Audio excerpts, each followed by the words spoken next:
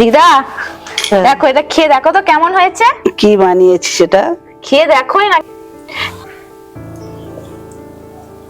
খুব সুন্দর বানিয়েছে তো। তুমি ভালোবাসো বলেই তো বানিয়েছি, খাও মন দিয়ে। এবার এটা কি করে বানিয়েছি? যে খুব সুন্দর হয়েছে তো।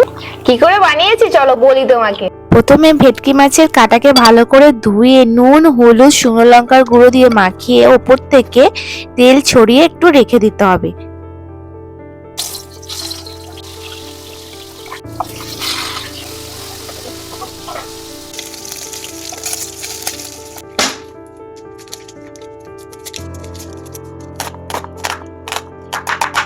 কড়াইয়ে তেল গরম হয়ে গেলে ফোড়ন দিয়ে পেঁয়াজগুলোকে একটু ভেজে নিতে হবে।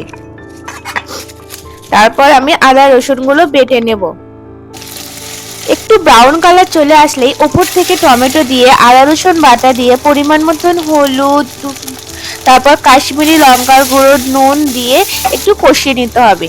তারপর তেল তেল ভাব আসলে মাছের কাঁটাগুলো দিয়ে ঢাকা দিয়ে দিয়ে কষতে হবে। একদম পরিমাণ মতন অল্প জল দিয়ে ভালো করে নেড়ে নিয়ে ওপর থেকে গরম মশলা দিলেই আমাদের মাছের কাঁটা পুরো রেডি। এইভাবে একবার করেই দেখো, আঙুল চেটে চেটে তোমাদের খেতে হবে, কথা দিলাম।